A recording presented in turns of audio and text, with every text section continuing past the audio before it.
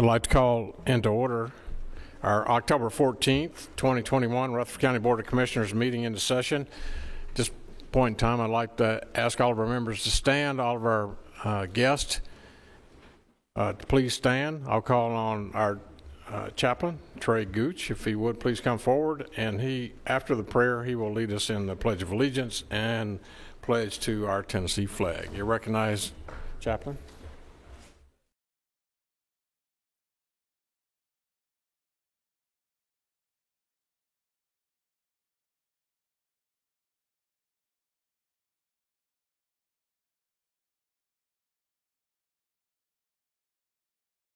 Some people in Tennessee will fall into a depression, or their anxieties will come up.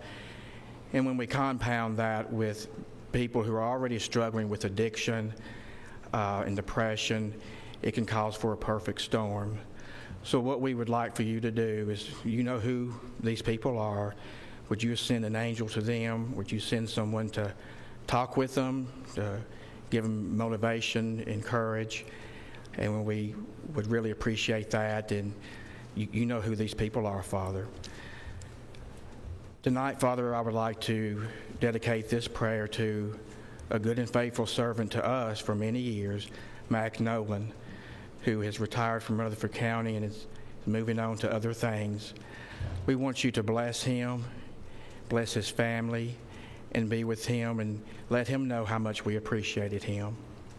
Father, as always, we want to ask your blessings on those people who serve our nation overseas, and we ask that you would bring them back safely at the appointed time. And always, we are thankful for Jesus Christ, your Son and our Savior. And it's through his name that we pray. Amen. I pledge allegiance to the flag of the United States of America and to the republic for which it stands, one nation, under God, indivisible, with liberty and justice for all. Three white stars on the field of blue, God keep them strong and ever true. It is pride and love that we salute the flag of Tennessee.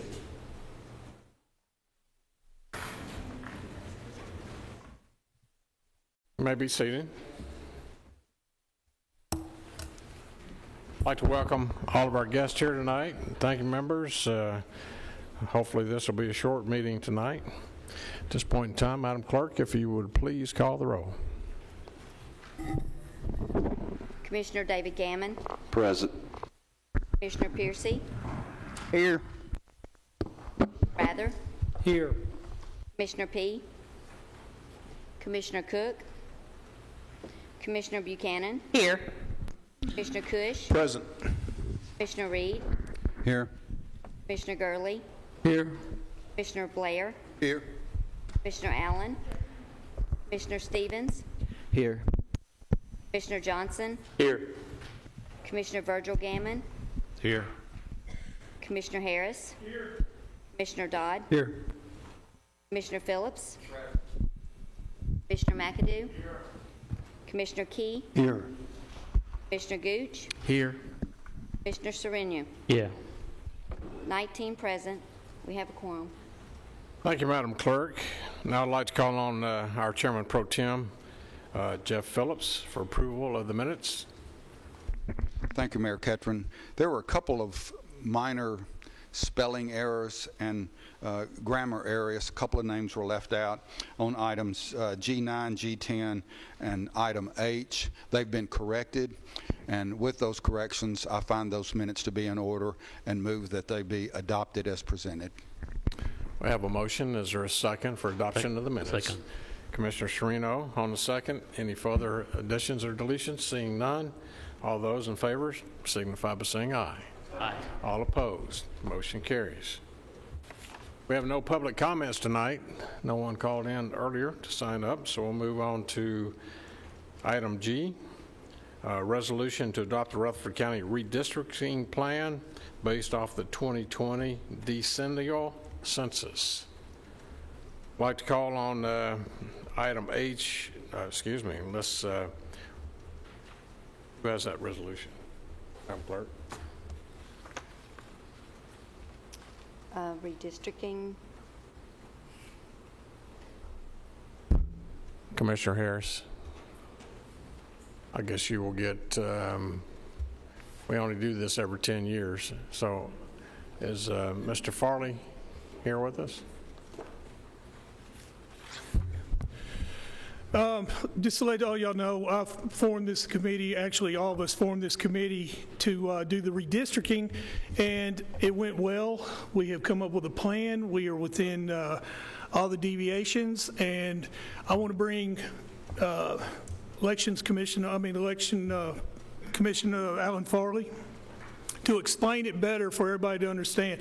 I just want to take a chance to thank everybody. We had 2 commissioners. We had the chairman pro tem, me, the chairman of steering. We had 2 people representing Republican, Democrat on the election commission, and a citizen at large, Mike Curtis and Alan Farley, who were non-voting partners. I want to commend them. I thought it was just one of the best run meetings that I've dealt with in my short time here, and I want to commend you, Alan, and I want to commend you, Mike, and thank all the people. And I'm going to turn it over to Alan. Mr. Farley, you're recognized. And I want to say thank you also. This is not easy because this determines for the next 10 years, based on our census, where those district lines will be and where everybody votes. So it's very important for us because it also determines our school districts as well for those people to vote to represent the people of our county. So, Mr. Farley. Good evening. Thank you for allowing me to present this tonight. I'm going to have a few comments here, kind of go over some ground rules that we've set forth to work with as a committee. Then we'll go break down and go into each individual district for you and, of course, for the public. And I'm here on behalf of the Redistricting Committee. We have completed our assignment of redrawing the 21 county commission districts as directed by this legislative body. I had the honor to serve as chair of this committee, so I'm here to deliver this to you tonight. Our committee adopted the following guidelines to structure our work. This is what we followed to make sure that we followed the guidelines and set forth the laws set forth by the state of Tennessee and the U.S. Constitution. So compliance with the Voting Rights Act, state of Tennessee Constitution, and the U.S. Constitution. Adjust the current boundaries, district boundaries, with new population via census data, census blocks to create less than a 10% deviation. Pinpointed existing elected officials to keep everyone in their proper district and or zones.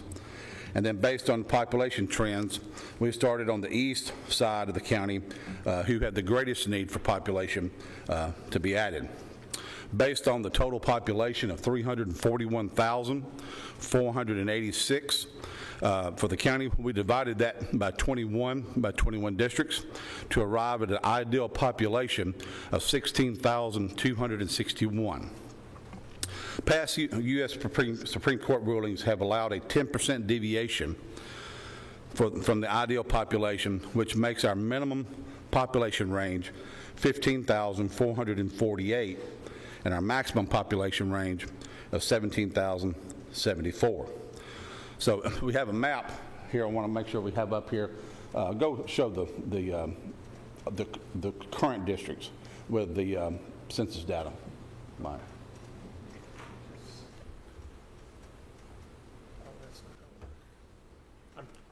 This machine's not set up the same way as... Well, we'll get back to that in a minute, but what it is basically showing what the current boundaries were based on the 2010 census and what our 2020 population was. That we had a deviation of a minus 16% to as much as 56% over. District 20 had a 56% over deviation, which was the largest county commission district in the state of Tennessee. And that's with all the growth on the west side of Murfreesboro and west side of the county. How did this process work? The U.S. Census Bureau gathers population data by census blocks. Those block boundaries are used. The population within that, we can't split that, so we have to move that entire block of population data. Urban areas, you look at census blocks, and sometimes you wonder why districts are kind of odd shape, and some are not. in your more urban areas and municipal areas, you have square points, a downtown block or a neighborhood block. But once you get out into the rural areas, those tend to be a little larger. They tend to follow rivers and streams, and so sometimes it does look a little different. So that's all controlled by the Census Bureau, which we do not have the ability to go through and go, well, we want to cut this off here and make this a nice little square, a rectangle district. But our goal was to establish districts that were compact and well-defined boundary lines as much as possible. Keeping sense of community was important, so our goal was trying not to split communities if at all possible. But so, like I said, we started in the eastern part of the county because of the population shift, and then we just shifted west to east. And so what I want to do now is, okay, Mike's got this up. So as you can see, the population that came in for the 2020 census was extremely heavy in the southern and southwestern quadrant of the county. The eastern part, the District 2, District 4, I think District 15 and 17 and 4 were the three that had to have the greatest population move to. And then, so what we did was we started in the east and then kind of went clockwise, and then we started shifting that population up north and up to the northeast. But we'll go to District 1 and kind of, you should have maps in front of you of your district. The part of the area shows your district is current and the district is new, because we knew that would be the biggest question to come up and go, okay, I know how my boundaries are now, but where does it move to? So in District 1, we, the biggest area change was in the top part on the other side of the lake has been in District 3 for quite some time. Well, that had been moved into District 1 because those individuals really identify more with Laverne more so than they do in District 3, which is a good part of Murfreesboro. So that area was added to Laverne, District 1. District 2, excuse me, the District 5, which actually added some from into District 1. The starting deviation was a negative 2%, and when we completed this shift here, it had a positive 1.22. So our goal was we could be anywhere from 5% under to 5% over for that 10% deviation. So those are the changes there to District 1. And District 2 had a 7% under deviation, and the area bordering District 3, we adjusted a few things there up by the racetrack and tried to find some defining area there to give a good boundary. The southern boundary has always followed the river. And so what we didn't want to do was to get beyond that. So this approach was to go from the west. And so the Central Valley area, the Fairmont Drive area, which was over 231 on the west side, was actually lost that, which was in District 2. So this deviation, as I said, was a negative 1.06 there. Also, District 3, which I mentioned earlier, we lost the northern tip of the county there on the other side of the Percy Priest Lake. It started out with a negative 4% deviation. And then after these the changes that was made, ended up with a positive 1.19 deviation. And that's basically, it was 16,455, which started with 15,612. So it was almost ideal to the 16,261. And then you'll look to the south part there.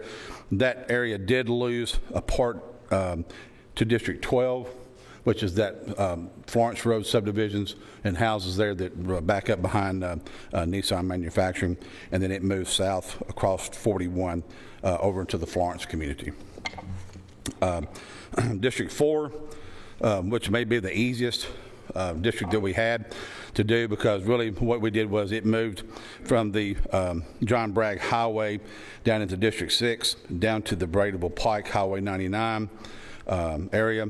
And so that started out with a negative 10% deviation. and finished up with a negative 1.19 deviation to get it to where it was needing about 1,800 people.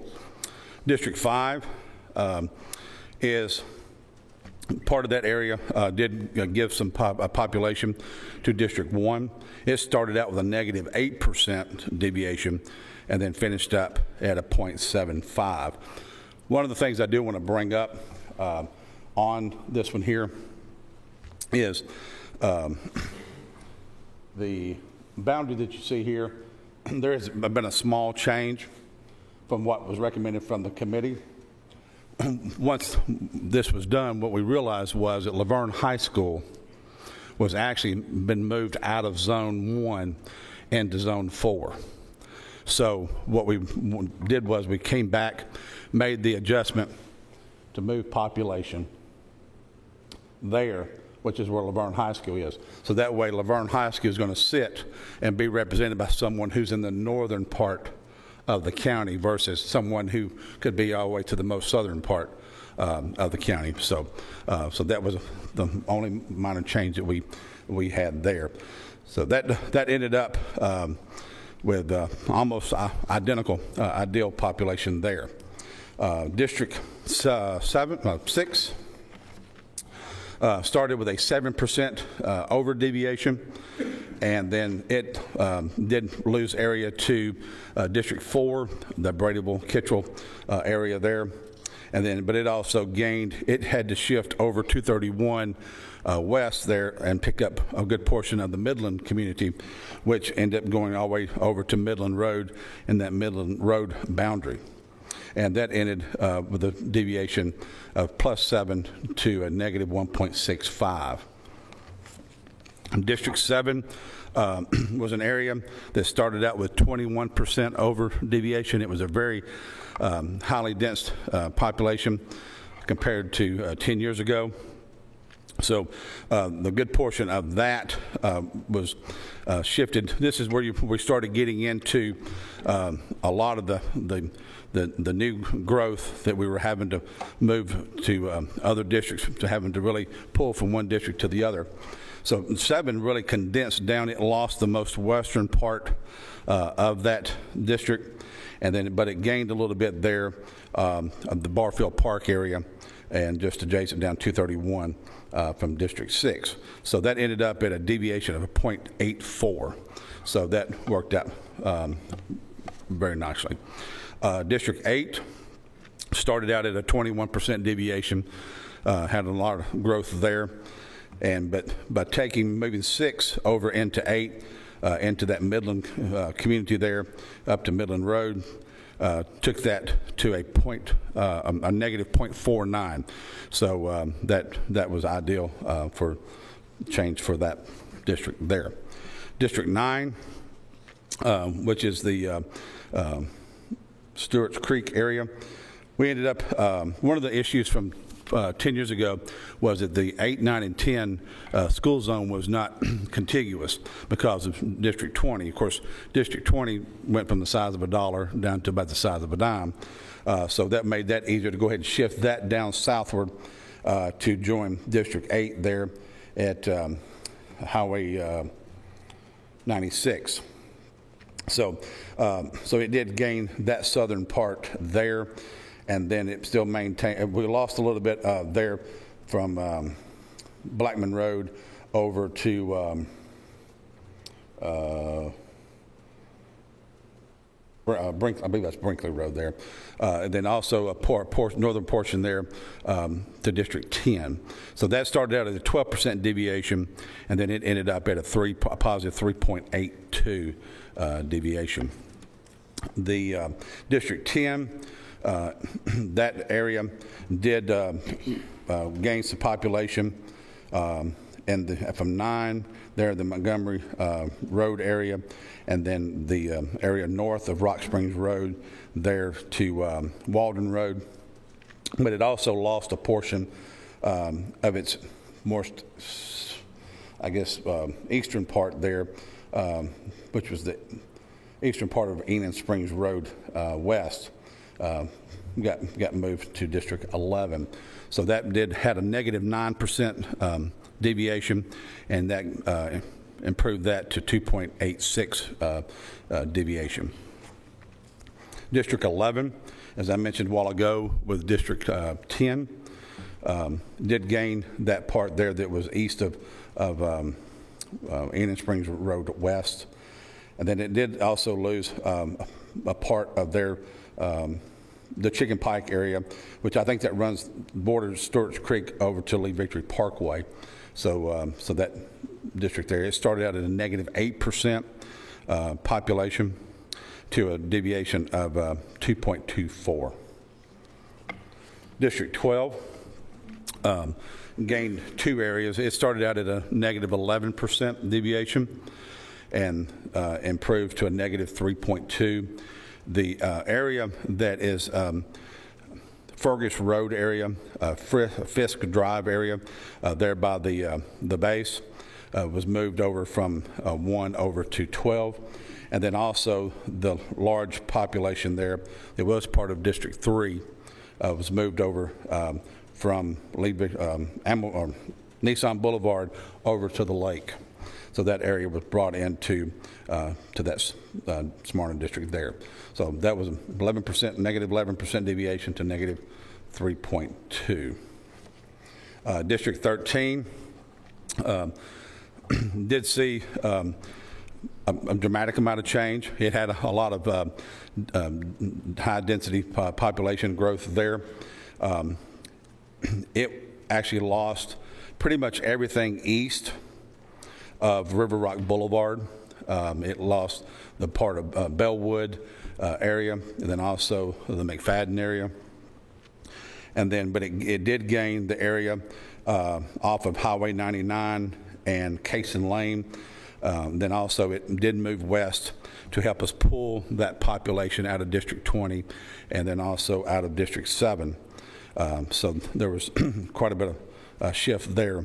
So that is now bound, Rucker Lane area all the way to the municipal boundary there off of Highway 99, and then it goes over to Cason Trail.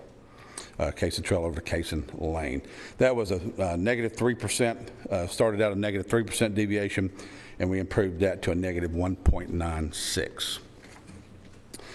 District 14 was one that did have some change. And one of the things that we'll have, when you have this much growth that we did have centered in one part of the area, you'll always have one or two districts that's going to be probably impact more so than others. And so based off of where that was, this was kind of the northern part of the epicenter there. So it started out with a negative 7% deviation, and then we got it, improved it to a 1.44. It did lose a little bit of the northern part there to help 3, where we had to pull some from, to get 2 balanced out. But then it also gained quite a bit because it actually moved south or southwest over from the Riverbend area on Thompson Lane over Broad Street and then over to 24. So the Florence, everything that's east of Florence Road to 24 over to Wilkerson Pike, the battleground area, is now District 14. District 15 was 16% under deviation, negative deviation.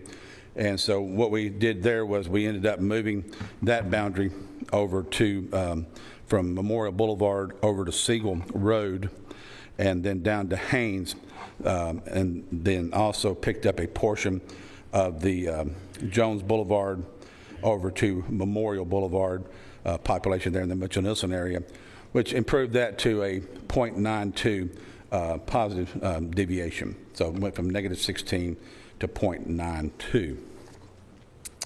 District 16 was, which has historically been a downtown district, but in 2010 it was actually moved, extended all the way out from MTSU campus all the way out to Fortress Boulevard because there had not been that much growth. All the growth has been on the exterior part of the city. So what we're able to do is kind of compact that a lot more. So what we ended up doing was the part of 13 that the McFadden area, the downtown Westview area there, and then also coming across, and then the part of 13 that was the river, everything is east of River Rock, was moved into 16. And then you have Medical Center Parkway, which was the boundary before, and extended up to Wilkerson Pike on the east side of Thompson Lane, and also of the battlefield there. And so it did lose the part it lost was from Fortress Boulevard over to John Rice Boulevard there at the airport. It's the Agri Park is still in District 16, but that boundary at Airpark Drive is where that now would end. That did have a 10% growth, or positive 10% deviation, and then these changes here made it a negative 3.8% deviation. District 17 is an area that had no growth, and so what we did was there is to the northern part at North Tennessee and East Northfield.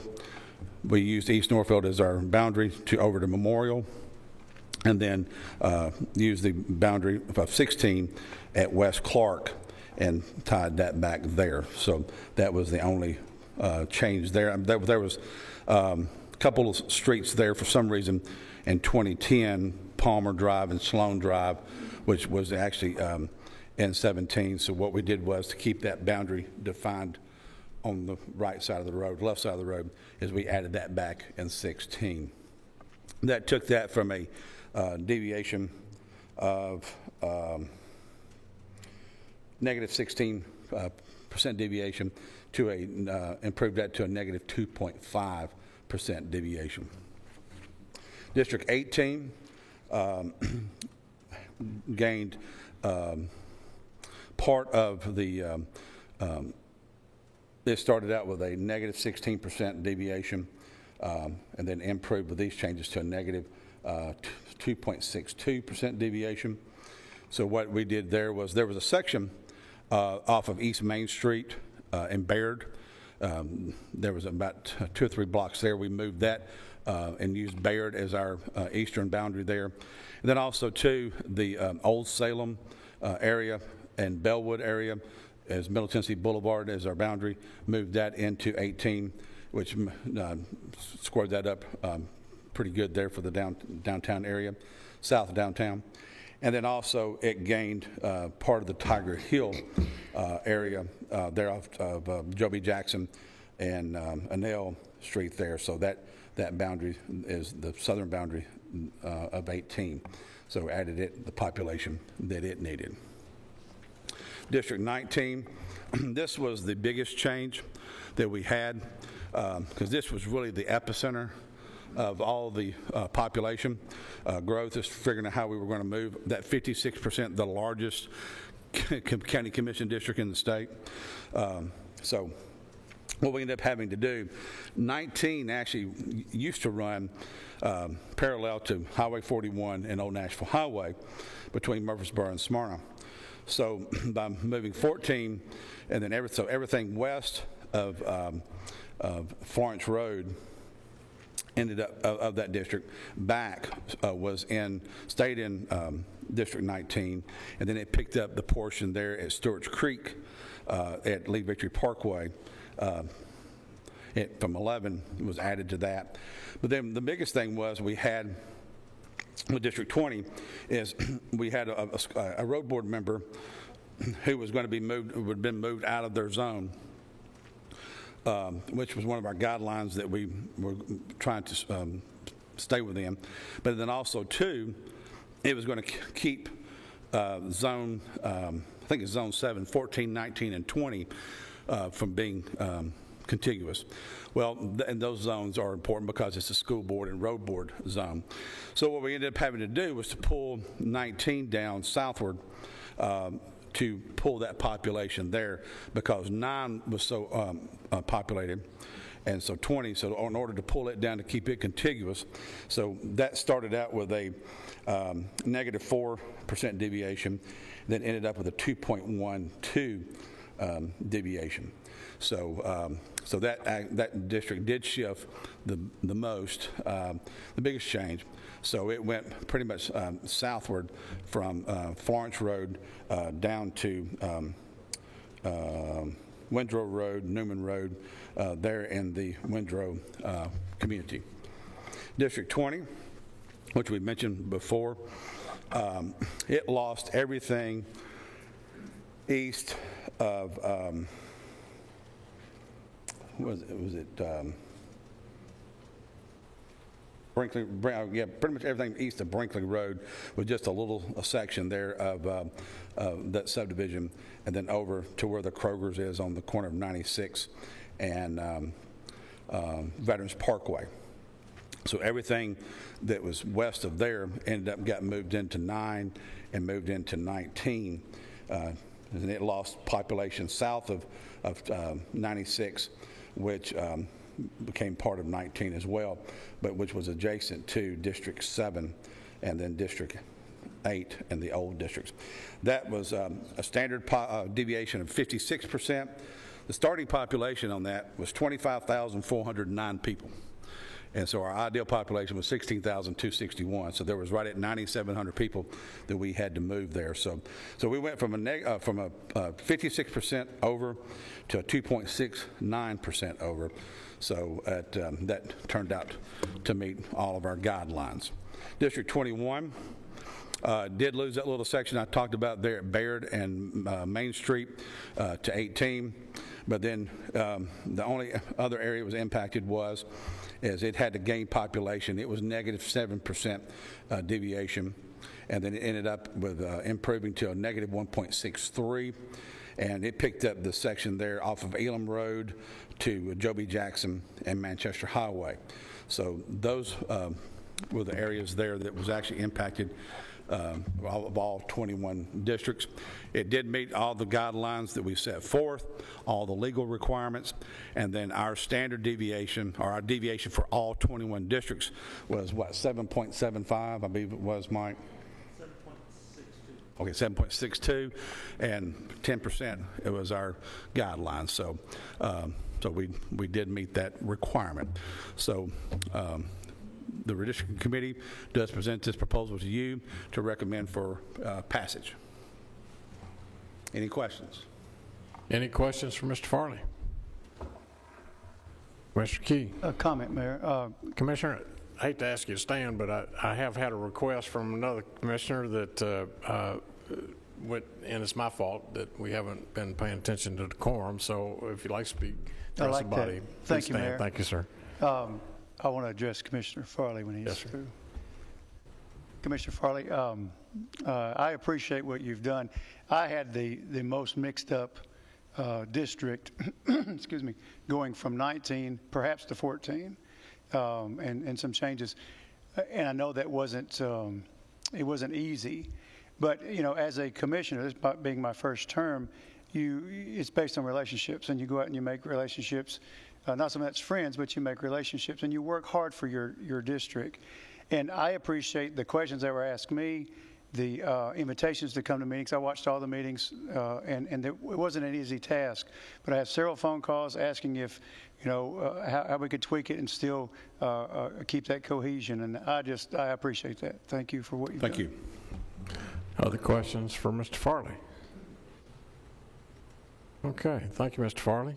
So this, what we're presenting the recommendation is with the minor change that I mentioned, with the change with District 5 and District 10. Of taking Laverne High School. With the Laverne High School, moving it back into District 5 to stay within that school zone of 5, 11, and 12. That's the minor change there from what the original map came from the committee. All right. Mr. Farley, you've done an outstanding job, you and Mike and the rest of the task force, to do this. Like I said, this only comes every 10 years, and I can't stress the importance of your vote tonight, members. some commissioners never get a chance. I mean, if they're only here for 2 terms, it only comes every 10 years, so and you serve 8 years, you never get a chance to vote on this. Like Commissioner McAdoo, you're 4 times voting on redistricting, and Commissioner Phillips, 3 maybe. I've been there over 30 years. It's a long time, but you know, as the saying was back when this country was first founded, there's no taxation without representation, and back in 1776, and it is so important your vote tonight of who represents you within your district. And as these lines are drawn and you vote, will determine the outcome of the political structure in this community for the next 10 years. Commissioner Cush. Thank you, Mayor. And Alan, thank you again for all this hard work. I know this task could not have been an easy one. I have 2 questions, one out of curiosity, really both out of curiosity. On the master county map there, you know, if you zoom in all the districts, you have a series of numbers that are imprinted on various areas of the county. What do those numbers represent? Those where we pinpointed each elected official, whether it be a road board member, school board member, or a county commissioner. So that way we use that as a guideline to know. We feel it's not our goal to move people and say, okay, well, this person is going to get moved here, moved there, and compete against, run against whoever, whatever. That's for the voters to decide. So we use that as a way to pinpoint them to know where we could shift based off of our need of population. Okay, that's part of the question. Here's the other part. If you zoom in to any given district, it's almost like in neighborhoods. There's numbers like 750, 49, 7. Okay, I'm sorry. Yeah. What do those numbers represent? That's the actual census blocks. That's the population within each census block. Okay. So that's as far as trying to tabulate the 16,261 or those to get as close as possible. That's what you're adding is the combination of all those blocks. So that's the population that's within the defined boundary of that block. I'm sorry. That's fine. That's fine. Last question is, as we vote tonight, and should this all pass and your recommendations be approved, when typically for those of us who are going to run again next year, when can we pull papers, and when will these new boundaries, voting boundaries, be set, where when we request a CD for new voters, when will those be ready? My calendar is different from your calendar because on election day will be August the 4th or May the 3rd, I believe it is, for the primary. But we have to start all the way back from the qualifying. So our office will start looking internally at these boundaries December 20th, because that's the first day that anyone who's interested in running for the county commission can come and pick up a petition to qualify for the ballot. But as far as, I guess, if you want to start campaigning, those are the boundaries that you want to follow, but you still represent your area that you were elected to. So I guess the game will be played for May and August on the new boundaries, but you know, so that's the main thing to remember. You still represent the areas that you have.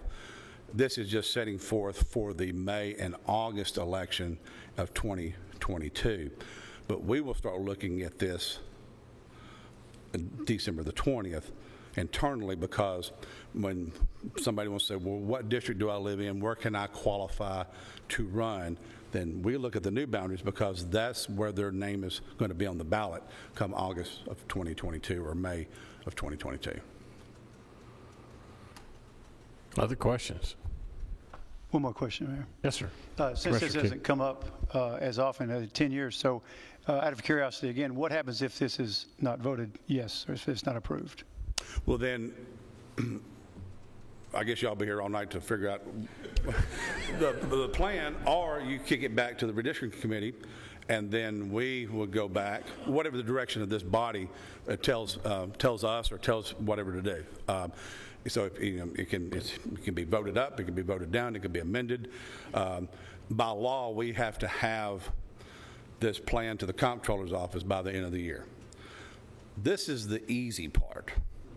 The hard part begins the day after this is passed, because we have to take all these boundaries, all this data, and then we have to, my office, we have to go and put it in, populate 200,000 registered voters that these people live in this district, this road board, district, this school board district, and all that. So that's all manually data inputted in. So from that standpoint, so it's, it's sooner the better, but, we'll work as directed by this body. So after tonight, Mr. Farley, your office will take all this after the approval. Your office will go back and load all those voters at each respective address, and then you'll be sending out, your office will send out voter registration cards with that district. Is that correct? That'd be correct, but that won't be until January, end of January, 1st of February, because the legislative districts and congressional districts will not be done and sent to us until their passage by the General Assembly, which will be sometime in January. Right, and then the State Election Commission has to ratify all. Is that correct? Yeah, I believe that is correct. But then at that point we'll send new voter cards to every single voter. Yes, sir. Commissioner Gurley, and then Commissioner Stevens. Yeah, I was just going to say it was a pleasure to serve on this committee. It was some work, but computer software made it much simpler than previously described by members of the commission who have been on the commission for some time. I would have hated to have been down here on the floor with maps drawing new lines with a magic marker. So this, no, we had a pencil and an eraser. Eraser, yeah. A big first grade pencil, I guess. That's great, and a big eraser. But it was enlightening to me, and as you said, it wasn't necessarily easy at all times. Well, Commissioner Cush asked about the locations and commissioners and school board members. If I remember right, you said by law we do not have to keep any commissioner within a district or school board member, et cetera, except those that are in that are on the odd year thing. So the desire was to not move anyone unless absolutely necessary, and I think we did that.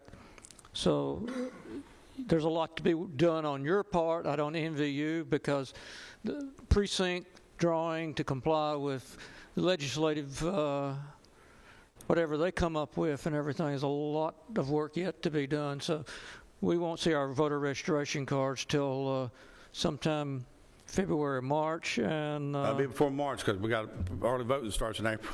Right. So hopefully February we'll get those out. I just want to thank you and thank Mr. Curtis for the GIS work. Commissioner Stevens. Thank you, Mr. Chairman. I had a few questions, but I was wondering first, should we suspend our discussion to do the public hearing since it's 6:45?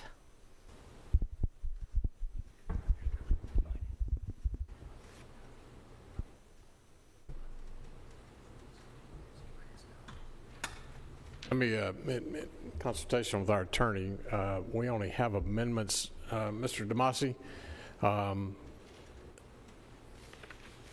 ask a question. Is it okay? We don't have any public hearings. We're just making amendments. Is that correct on 4 locations?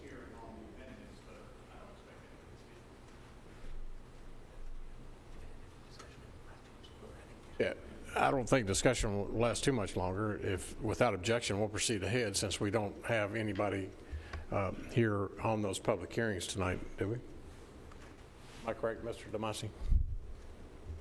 No one, too? Okay. Without objection, Ms. Stevens. Thank you, Mr. Chairman.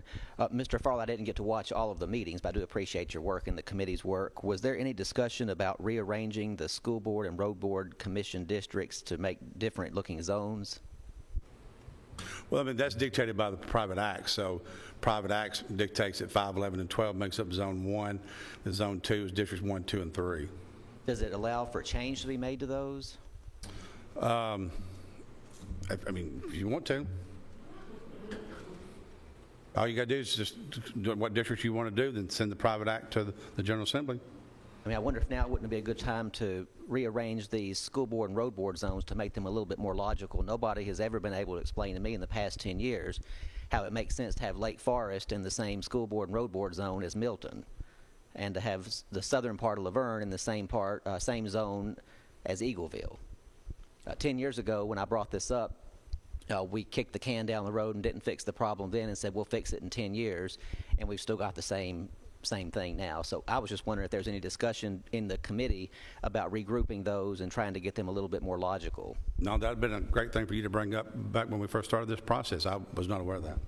Well, I did bring it up during a steering committee when we talked about cutting the size of the commission, and it didn't seem like there was much interest in it. But if we don't do this now, it's going to be 10 more years, and who knows how mangled those zones are going to look then. So I think we ought to take the time and send this back to the redistricting committee and ask them to look at regrouping those school board and road board county commission districts into something that looks a little bit more logical. You still have 3 districts that you have to compare for one zone, so you're still going to be spread from one end of the county to the other, depending on which 3 you connect. So, but we'll do whatever. Well, and I did have another question, too, which I think this is the reason why it was done this way, but that little section from District 3 that was taken at the northern end of the county and put in with Laverne, that commissioner is going to have a district now that's partly across the lake, which I assume is legal. They would have to drive through Smyrna, all the way up Weekly Lane to get to the other end of their district, since it's cut in two by the lake. Could we put that little section in with District 12 so that it's all on one side of the lake, and then take a little bit of District 12 that's contiguous to District 1 and put that in there? But you've got the floor. You can do whatever. I mean, I'm not trying to be ugly. I'm just saying, if you want to make a motion to amend, you have the ability to do that. That would be cleaner looking, but I think the reason it was probably done that way was to keep the school board zones the same way that they are now. Yeah. And so it seems like instead of us having the desire to make a logical map, we have to start with which school board zones and which road board zones have which commission districts in them, instead of starting with let's make something logical and then pair the school board and road board zones based off of the map that we've drawn logically. So that's my concern. It was the same thing 10 years ago, and I would like for the redistricting committee to look into that before we vote on this map. Commissioner Gurley. Yeah, I think you brought up a good point, but I don't really see it as part of the redistricting. The redistricting committee's task is to equalize the commission districts. The road board, school board zones are designated by a private act that this commission would enact and send to our legislative body to be enacted sometime in the next legislative session if they did. I don't see that the two are tied together. We can adopt our redistricting plan. If we want to keep road board zones and school board zones with 3, we can redo that aside from the redistricting, because it has to do with the private act, not the redistricting committee's charge. So I would say that's my statement on that.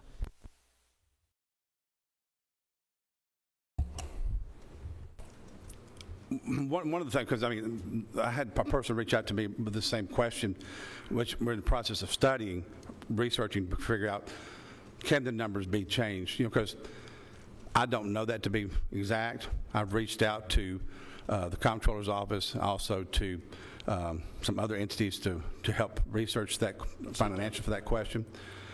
Because, like, for instance, when the legislative districts are changed, for years in 1990, we had districts 48 and 49. Then districts that were moved from other parts of the state due to population shifts, the new district that came into the county was 57. Now we have 34, 37. District 92 and Shelby County is now going to be somewhere else in the other part of the state. So it's not like that all the numbers shift. There's a rhyme and reason to why the number moves with the district. I don't know the answer to that, but that's what I've got them looking into, the reason why I'm not able to answer that question. So there could be a legal matter there that I'm not aware of to be able to answer, say we can or we can't. So I'm waiting to hear back from Matthew Hill at the Comptroller's office, who is one helping coordinate all this statewide to help find an answer to that question. Other questions? Seeing none. So, Commissioner Harris, Chairman Harris, if you'll come forward, we have a resolution that's on your SharePoint, members. Well, I guess, Commissioner Stevens, what action? I guess do we wait, Mr. Farley? Do we wait to take his question up on school board and road board before the General Assembly to change the private act? I see two different issues. We're voting tonight on the commission redistricting. That's a question I can't answer. I'm not. Well, if you're checking on it and you're checking with Comptroller and CTAS, then I still think there's enough time. I mean, you could adopt these boundaries, and then that question could come back, and then the commission could come back and renumber the districts. Yes, but it doesn't affect what we're voting on tonight. It doesn't affect that, right? No, we're just adopting the boundaries. That's correct. Commissioner McAdoo? Thank you, Mr. Chairman. That's correct. We can go ahead and vote on the redistricting tonight. And as far as Commissioner Stevens' question, this all can be brought back to the steering committee, because the steering committee communicates with the state representatives. So why can't it be brought back to the steering committee to look at these changes? Well, like I said earlier, once we vote on tonight, they'll start working on it, but there's still enough time, I think, because all the counties will send that information in. State Election Commission has to ratify it, and then as soon as the General Assembly goes in, they'll be working. They're already working on their House and Senate districts, which the House and the Senate control the new lines of the new congressional districts, which will change as well. So I think my opinion is.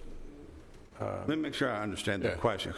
So the way I see it is, you're adopting the boundaries tonight.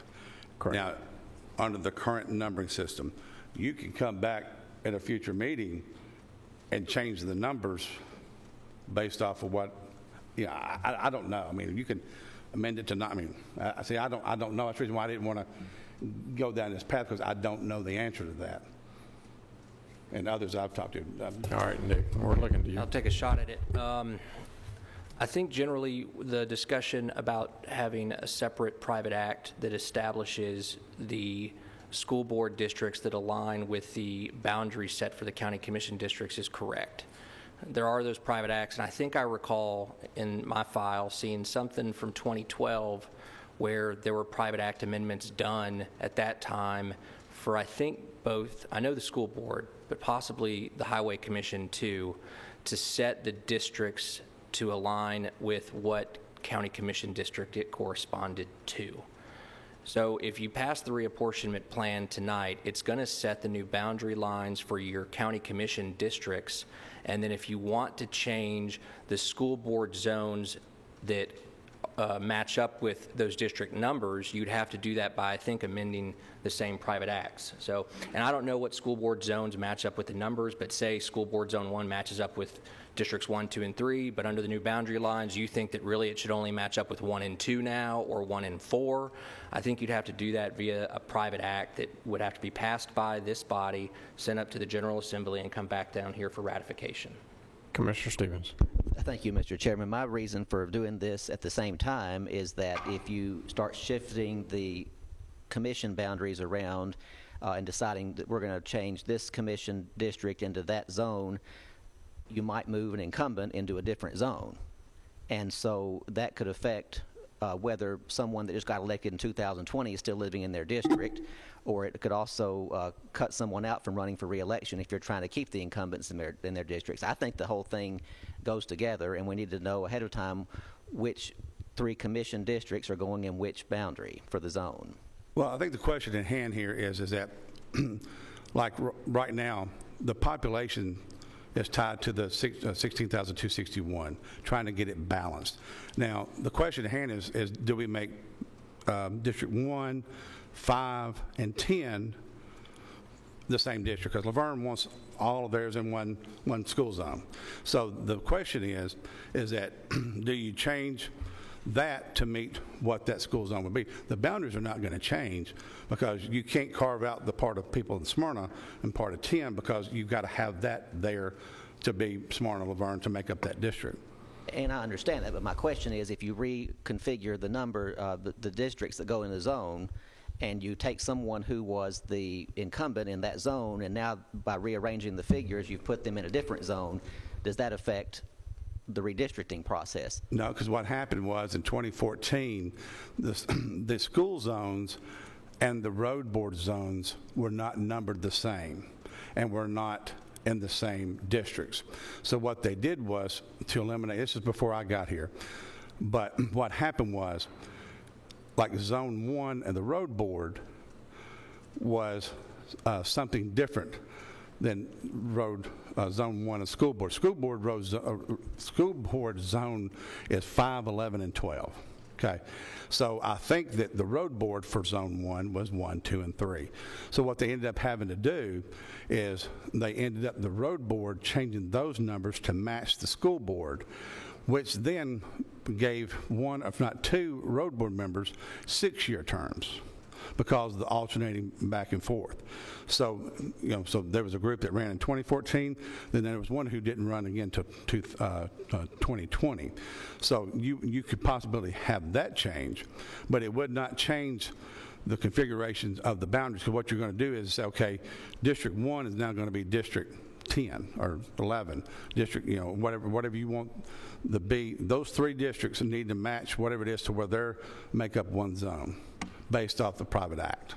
Let me ask my question a different way. Let's just say, hypothetically, we took from that school board zone 5, 11, and 12, we decided we were going to take District 5 and put it over with, District 10 and 9. And the school board person that's representing that one, let's just say that she lived in District 1. Well, now she's not in her zone anymore. She's drawn in with another incumbent. You'd have to follow the direction of the private act. Private act says is that Zone 1 is 5, 11, and 12. And so my question is, can we change that? Can we redo those? You can go by private act and change it in the General Assembly next year. I thought there was language in there that said the commission can change those at any time.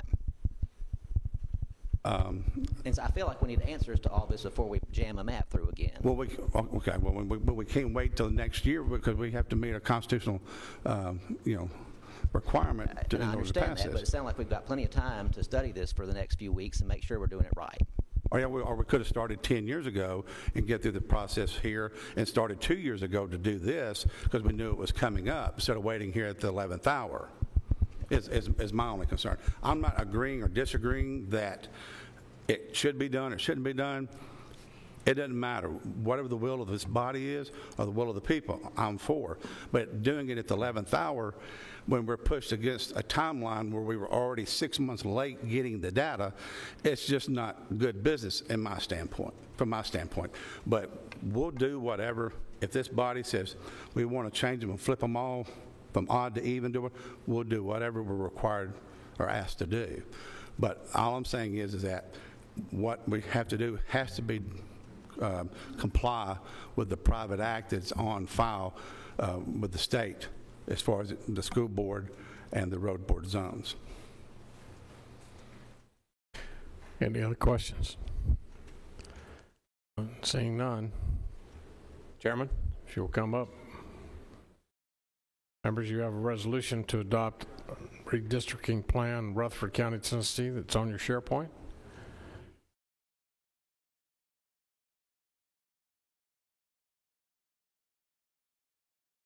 Chairman Harris, you're recognized to read the resolution. All right, gentlemen. Whereas Tennessee Code Annotated Section 51-111 requires that at least every 10 years, county legislative bodies shall meet and change the boundaries of county legislative districts or redistrict a county entirely, if necessary, to appropriate the county legislative body so that the members represent substantial equal populations. Whereas, consistent with the provisions of Tennessee Code Annotated Section 51-111, Rutherford County has prepared a redistricting plan which provides for a county legislative body composed of 21 members and which creates 21 districts as depicted in the official redistricting map for Rutherford County, prepared pursuant to Tennessee Code Annotated Section 51-1110. Now therefore be it resolved by the Rutherford County Legislative Body meeting in this session at Rutherford County, Tennessee on this day of 2021 that Section 1 is hereby adopted a redistricting plan for Rutherford County which provides for 21 commissioners in each of the 21 districts for a total county legislative body of official redistricting map for Rutherford County prepared pursuant to Tennessee Code Annotated. A copy of the official redistricting map is attached in Exhibit A to this resolution and is incorporated herein by reference. Section 2. All members of the county legislative body shall be elected at large within the district wherein the candidate seeks election. Section 3. The plan shall take effect upon passage, the public welfare requiring it provided that vacancies shall be filled in accordance with Tennessee Code Annotated Section 5-1-104. Adopted this 14th day of October, is it October? 2021. Mr. Chairman, I so move. You've heard the motion. We have a second. Commissioner Johnson. I believe we'll be on the board on this vote. Members, please cast your vote.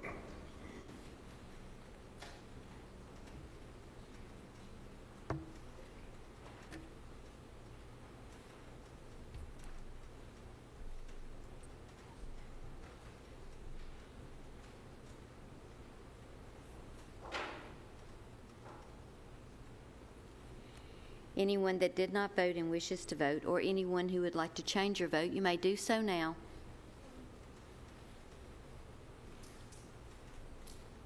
Madam Clerk, record the vote. 18 yes, 1 no.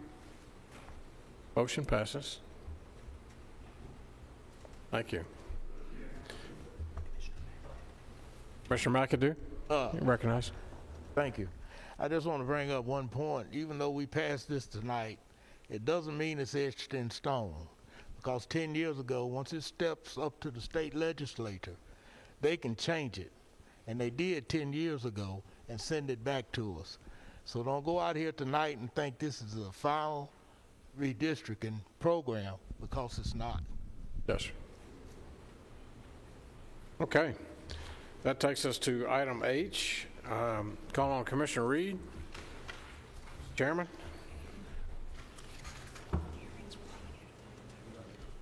Commissioner, we're going to do public hearings. Let's go ahead, since we're past time. Mr. DeMasi, if you will come forward. I believe we have 4 tonight before us that are amendments on our public hearing.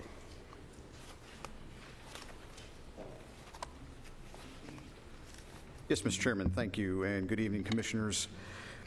We do have 4 amendments before you today. These can all be handled under one public hearing. These were presented as one file, ORD 21-002. We've been discussing various amendments to the zoning ordinance with the Planning Commission since July of this year regarding these items that we have before you tonight. I can go into as much detail on these as you want. All the amendments are here. I'll just kind of give you a brief overview. If you have questions, I'll be more than happy to go into more detail with those. The first has to do with cargo containers as accessory structures. This has become an issue that's more and more common. We're getting more and more phone calls about this, especially in the unincorporated areas.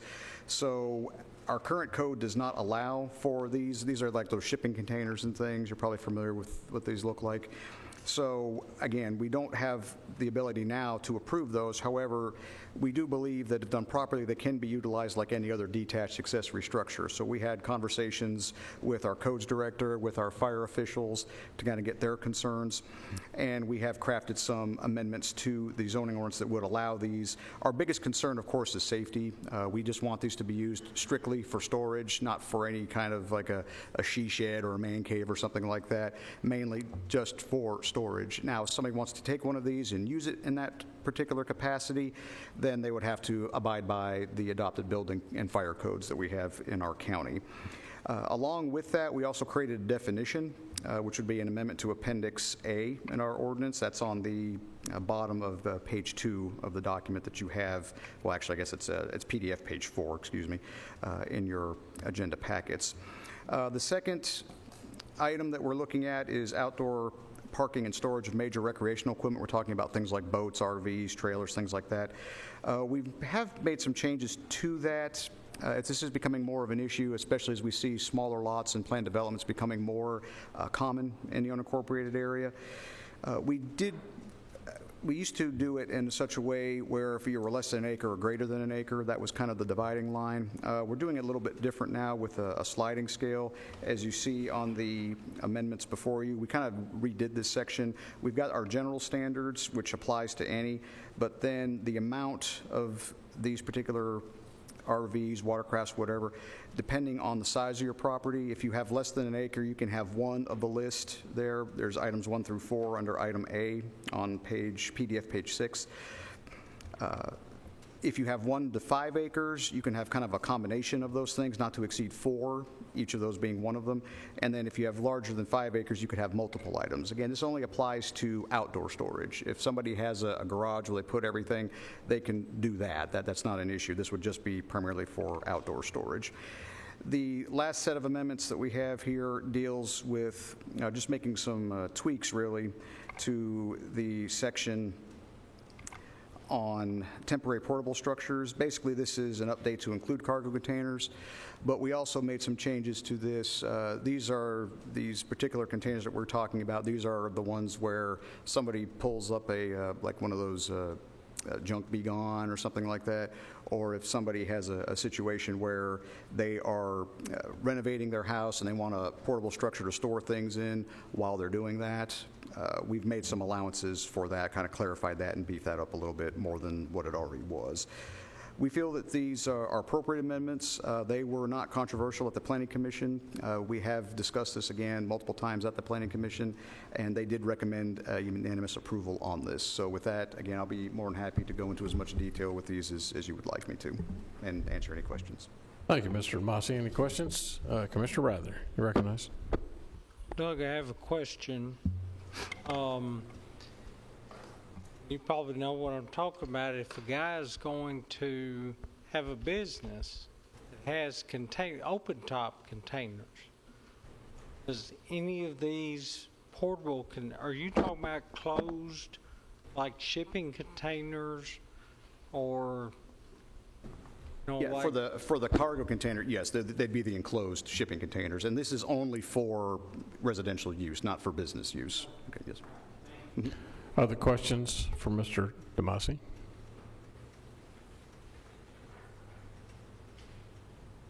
One Mr. question. Yes, sir. Commissioner Piercy, I'm sorry. I asked you at Public Works the other night about the one boat outside on a half acre, one boat in the garage. Do you not think we should put some type of restriction to size on the boat outside?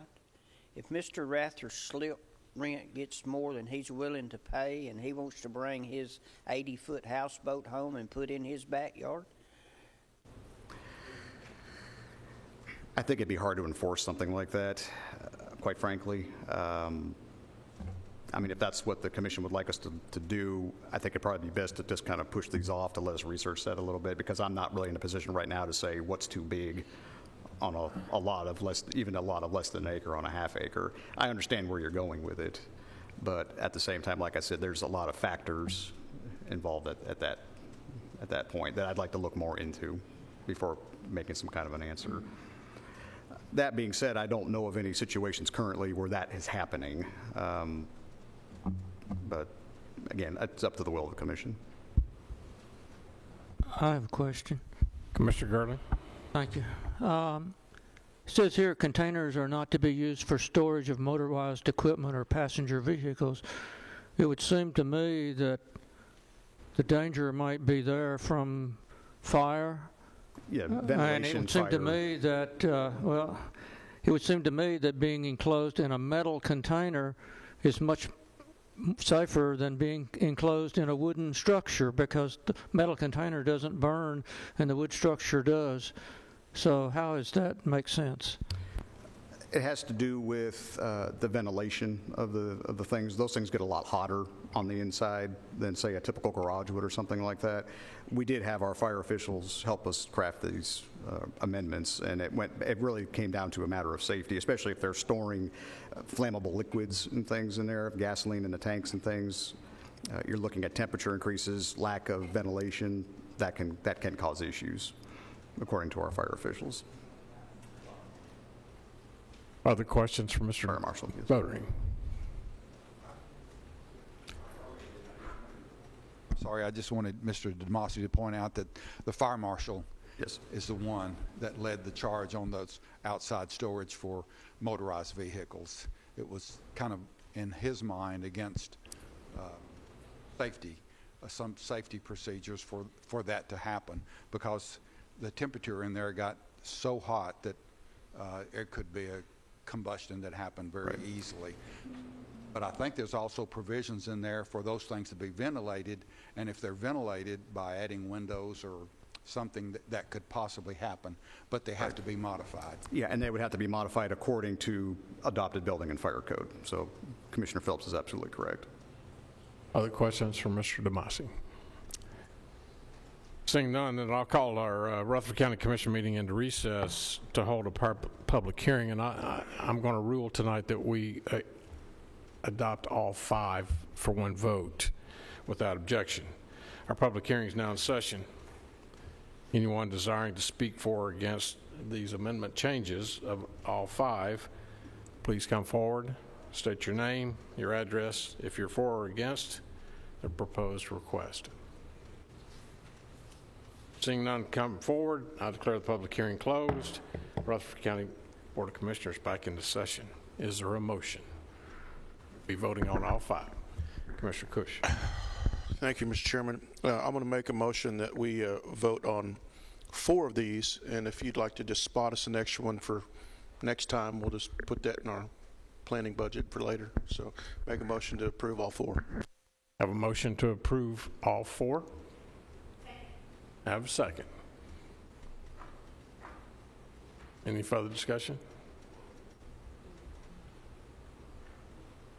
Let's go on the record, members, if we could, just to make sure. Members, please cast your vote.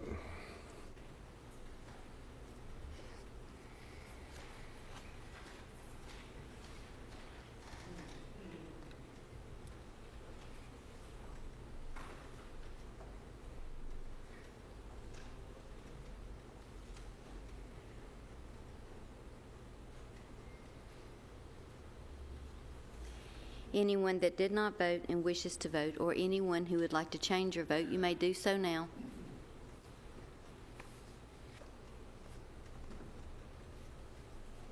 Madam Clerk, record the vote.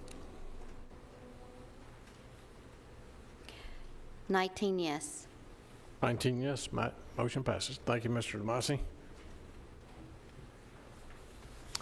Now, Chairman Reed, if you'll please come forward. Item H, members, on your agenda, elections and confirmations. Thank you, Mr. Chairman. Commissioners, item 1 deals with the election of notaries. There's a listing of notaries, and they can be found on your iPad. You also received a copy of these on SharePoint for your viewing prior to this meeting. Mr. Chairman, I move to confirm the election of these individuals as Rutherford County notaries. I have a motion. Is there a second? A second, Commissioner Piercy. Any further discussion? Seeing none, all those in favor signify by saying aye. Aye. All opposed, motion carries. Number 2, steering would like to confirm the appointment of James Avawater to the Codes Enforcement Adjustment and Appeals Board, term to expire September 2024. I so move. Second. I have a motion. Who was the second? Commissioner Cush. I have a second. Any discussion? Seeing none. All those in favor signify by saying aye. Aye. All opposed? Motion carries. Item 3. Mr. Chairman, can I speak? Yes, sir. Commissioner Harris, you're recognized. Before Commissioner Reed reads off confirmed appointments of judicial, I would like to make a motion to defer this back to the steering. Some commissioners had want more information on the procedure that we do this, as well as information on the ones who are appointed. And I'd like to make a motion to defer these appointments back to the steering committee. So your motion is to refer back to steering committee item 3, 4, and 5 on your agenda? Is that correct? And we have a second. Any further discussion? Second was on Commissioner Gurley. Any further discussion? All those in favor of sending items 3, 4, and 5 back to the steering committee, signify by saying aye. Aye. All opposed? Motion carries. Commissioner, you're recognized on item 6. Item 6. Mr. Chairman, steering wishes to confirm Carter Woodruff, Craig Lynch to the Consolidated Utility District Board. I so move. Have a motion. Is there a second? Second, Ron Cannon. Any discussion? All those in favor signify by saying aye. Aye. All opposed? Motion carries. Item 7, steering would like to announce 2 vacancies for the Public Building Authority, or the PBA, terms to expire January 2026. Item B, we wish to announce the School Board Zone 3 vacancy, Commission Districts 4, 6, and 7. Mr. Chairman, wish to present a resolution provide for filling of the vacancy in the county offices appointed by the county legislative body in the Rutherford County from the most recently adopted reapportionment plan. That resolution reads as a resolution to provide for filling vacancies in county offices appointed by the county legislative body in Rutherford County from the most recently adopted apportionment plan.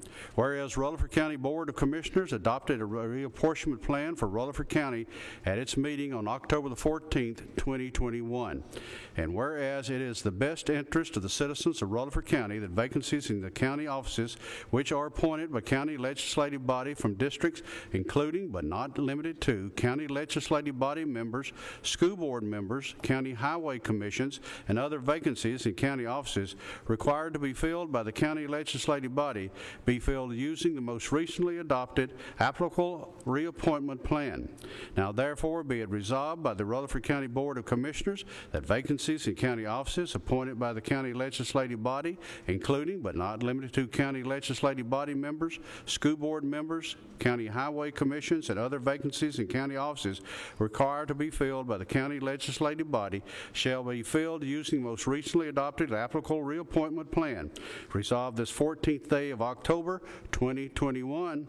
Mr. Chairman, I so move. You heard the motion. Second was from Commissioner Gammon. Members, discussion? Commissioner Mr. Chairman, Blair. I would like to get a clarification. Nick tried to explain this to me prior to the meeting, and I really couldn't wrap my brain around it. So I guess my question is that, so what we approved tonight as far as the new districts, then that new district would apply to this appointment. Am I correct with that? Nick. Yeah, happy to address that, and also I might defer somewhat to our election commissioner, Mr. Farley. He might have a thought, and so please correct me if I'm wrong. I think the question had come to the election commissioner of what is the qualifying residency for someone who wants to fill a vacancy between now, via the adoption of the reapportionment plan, and any general election in August. And under state law, there is authority with respect to vacancies that are filled by elections that a county commission can determine whether it wants to apply the old boundary lines or the new boundary lines to fill that vacancy via an election. Take it a step further, in looking at this, it appears that the county commission has got some authority, if it so chose, that with respect to vacancies that are filled by appointments by you guys, that you similarly would have the authority, if you so choose, to designate that those vacancies are going to be filled via the new boundary lines that you just passed. We know that come August, and per what Mr. Farley said about people coming to get their qualifying petitions, that he's got to know who's the residents of the new district so that he knows who can qualify to run for the general election. What this would do is you're saying that if there's any vacancies that your body appoints, that they similarly would be bound by the new boundary lines. They'd have to be from those new boundary lines in order to qualify to fill the vacancy. They would still represent those individuals in the constituents of that district, and I think you sometimes see this with staggered terms anyway when there's changeover.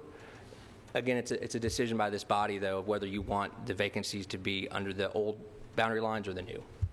So Commissioner Blair. I'm sorry. Thank you, Mr. Chairman. So hypothetically, depending on who applied for this position and who this body appoints, I guess awkwardly, we could appoint someone that the district overlaps and two board members represent the same district for a short time, hypothetically?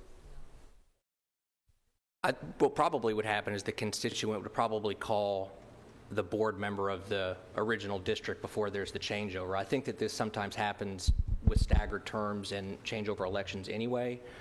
If you do nothing, the default rule is that between now and August 2022, if there's a vacancy that this body needs to fill, you're going to have a qualifying resident from the old boundary lines. That's a default rule. But I think the law would allow you, if you so chose, to make the new boundary lines applicable. I think one of the concerns relayed was that if you go with the old boundary lines and you get somebody between now and August appointed, and come August they're not going to be able to run, there's a risk that they argue that they are allowed to run because they held the seat, and they might not know that they had no ability to run, and they've expended campaign funds to run again, et cetera. So this was, I think, an attempt to maybe handle that on the front end. Commissioner Allen. Commissioner Blair touched on my concern exactly, Nick, and that is this applies to appointments that we would make. It does not impact other elected officials who are currently holding their seats.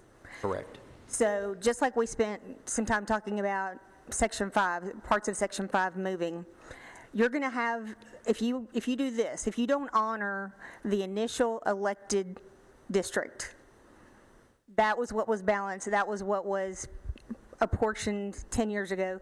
If you don't honor that and you go with the new, then you're going to have someone in District 5 who's going to have 2 folks representing them, and the person who used to have 5 representing them, they don't have representation anymore. Well, just to address that, the person that was in an existing old boundary that no longer is, I'm not so sure that that's correct, because these new district lines, for all intents and purposes, really only matter come August for the election. I mean, the people that voted for that particular representative from that district, their constituents are still the same through August election.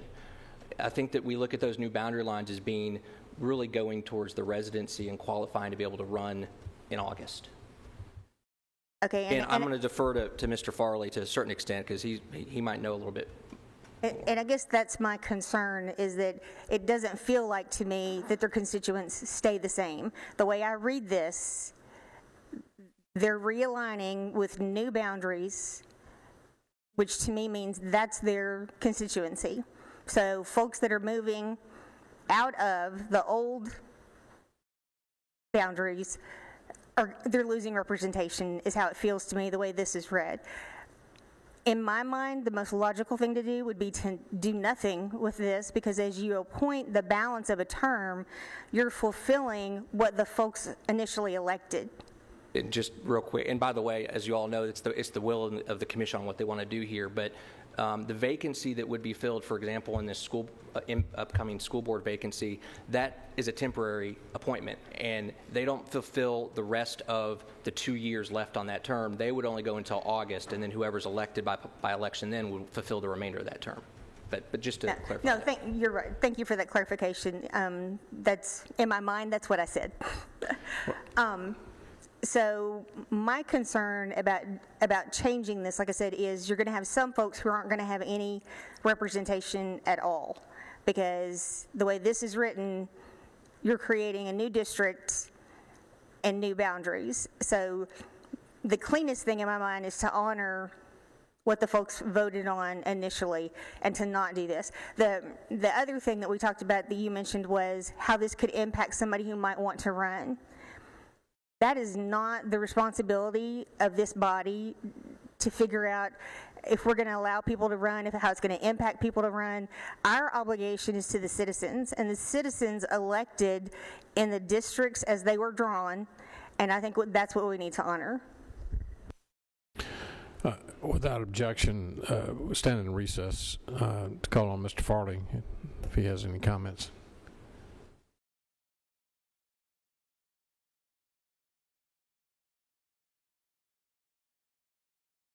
Ms. Allen made an excellent point just then.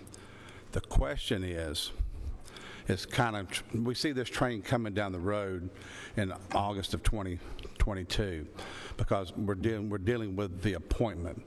So it's kind of like saying, okay, you've got an overlap area. They're still representing the people of the district as it's drawn at that time. Technically, the districts don't change. I mean, you'll campaign in an area differently if you're an incumbent because the districts have changed. Then come the election, once you're elected, you represent your new district. But the question is to say, okay, a person gets appointed, they're in that outlying area because they're currently in District 5, they get moved to District 10 by the map. Okay, so they're not truly in District 10 until the election, because that's when they're going to actually vote on that ballot, on those boundary lines.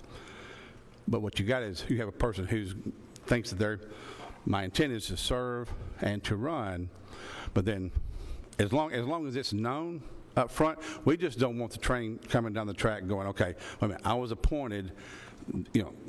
So we want to make sure that everybody knows. So the cleanest, simplest way is let's define the rules before the game starts instead of in the middle, in the middle of the game or during the game. That's the only concern from the Election Commission that we had, was to make sure, just trying to let everybody know up front what the rules were. Commissioner Allen. So did this recommendation come from the Election Commission?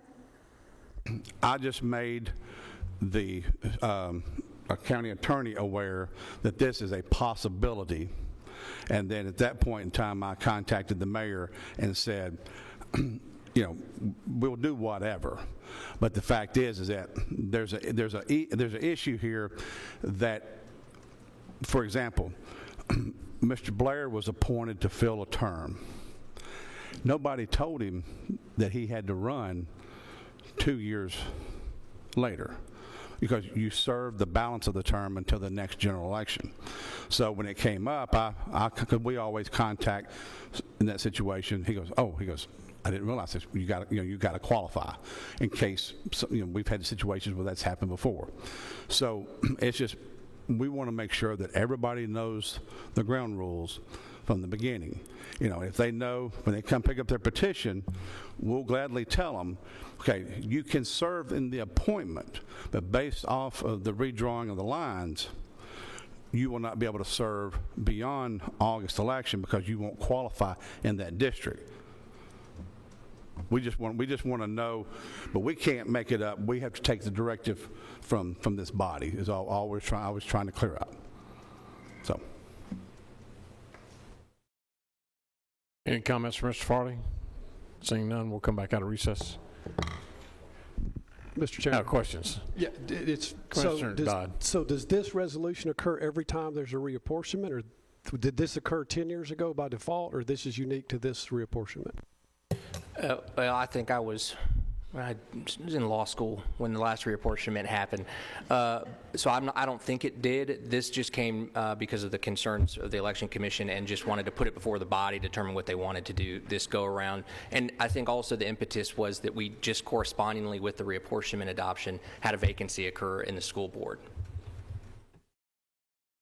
Other questions?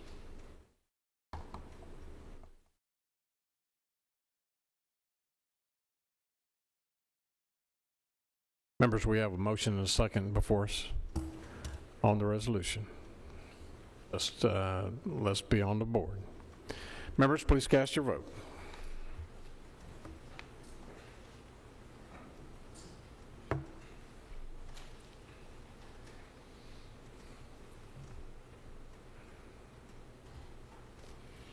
Anyone that did not vote and wishes to vote, or anyone who would like to change your vote, you may do so now.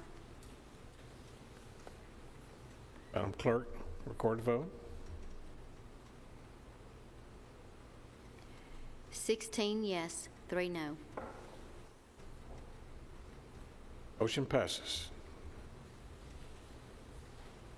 Next, members, we are on item I, resolution to approve the consent agenda. Chairman Pro Tem Phillips, you're recognized. Thank you, Mayor Catron. This is a rather lengthy consent agenda, and I've reviewed those items as much as I possibly could. I find them all to be appropriate, and without objection or without the request to remove any of them to the Budget Committee, it's my motion to approve the consent agenda. I have a motion for approval. Second on Commissioner Johnson and Commissioner Rather on the second. Any further discussions, additions, or deletions? We'll be on the board. Members, please cast your vote.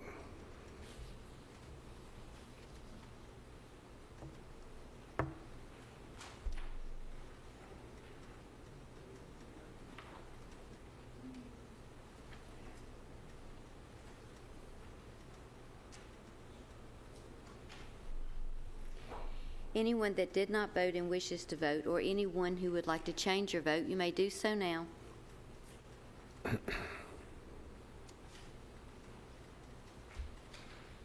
Madam Clerk, record the vote.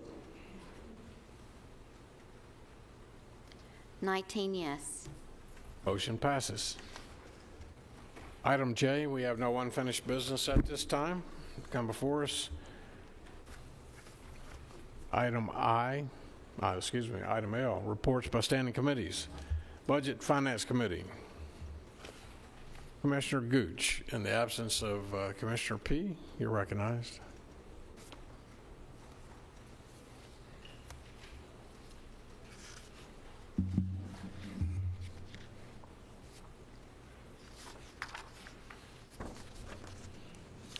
Thank you, Mr. Chair and fellow commissioners.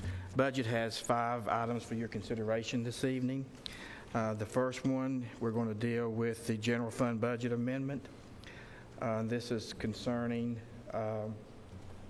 a paid leave from, well, not a paid leave, but we're going to convert part-time position to full-time position in the general fund and a maintenance agreement in the Planning and Engineering Department.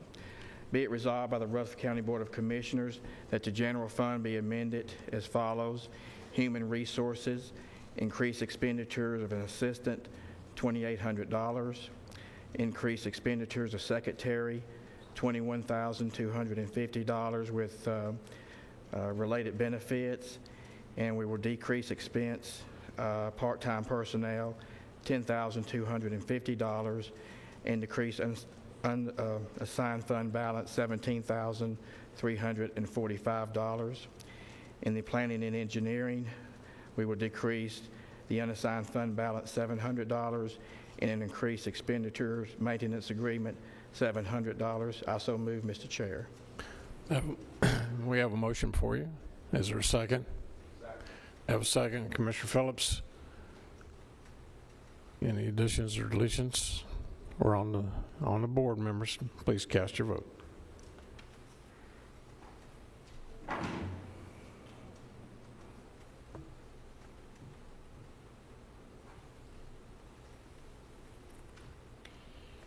Anyone that did not vote and wishes to vote, or anyone who would like to change your vote, you may do so now.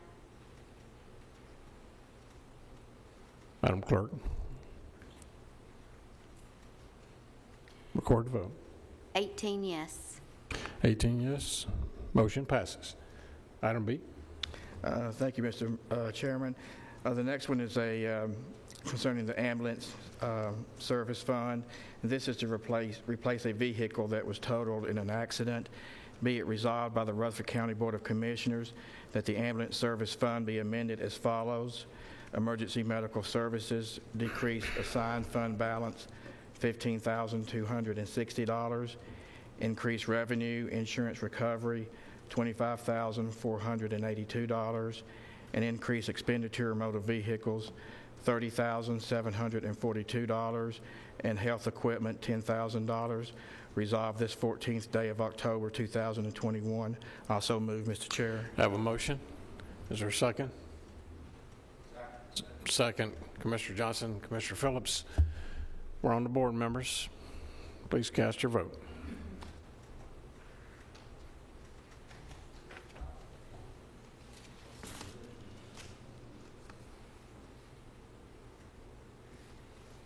Anyone that did not vote and wishes to vote, or anyone who would like to change your vote, you may do so now. Record the vote, Madam Clerk.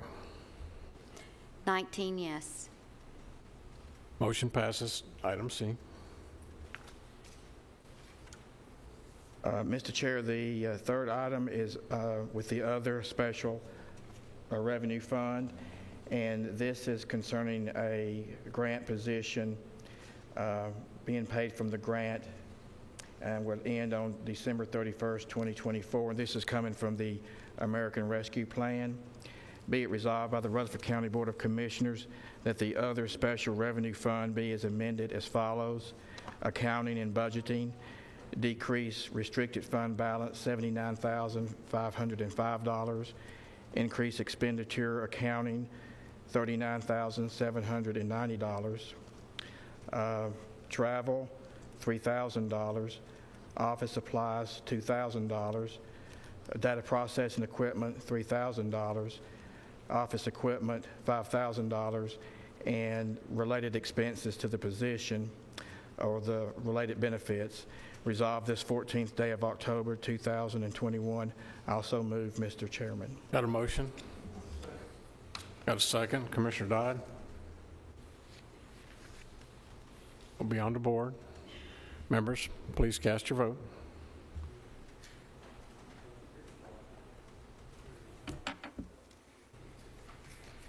Anyone that did not vote and wishes to vote, or anyone who would like to change your vote, you may do so now.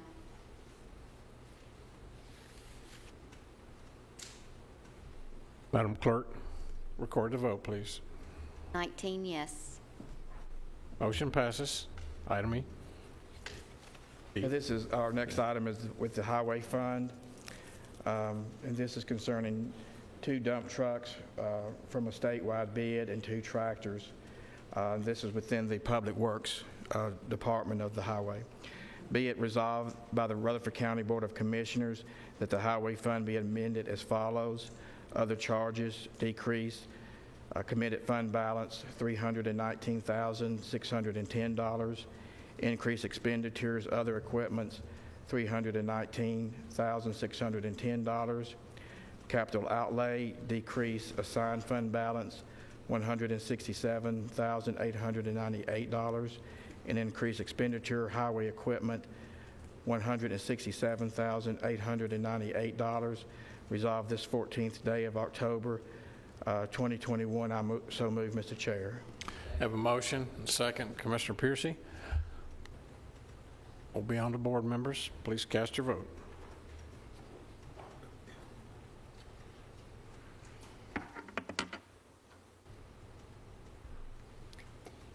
Anyone that did not vote and wishes to vote, or anyone who would like to change your vote, you may do so now.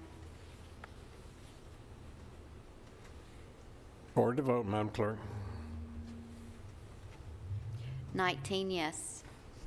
Motion passes. Item E.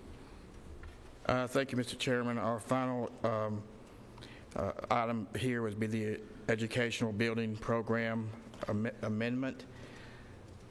Whereas there is a need to plan for and construct schools due to growth in the area, and whereas the Rutherford County Board of Commissioners has anticipated the future needs of the school system, and whereas the Rutherford County Board of Education desires to close the project accounting for Rock Springs Elementary School and the future elementary school and provide additional funds for architecture, engineering, and site development and construction for Rockvale Elementary School Annex in the following amounts as approved by the various county committees. Rock Springs Elementary School decreased $2,336,386. Future Elementary School decreased $1,788,301. New project, the Rutherford Rockvale Elementary School Annex, $4,124,687.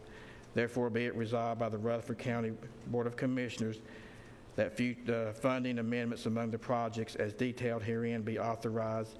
Resolved this the 14th day of October 2021. I'm so moved, Mr. Chair. And a motion? Got a second? Commissioner Reed, Commissioner Blair. We'll be on the board. Members, please cast your vote.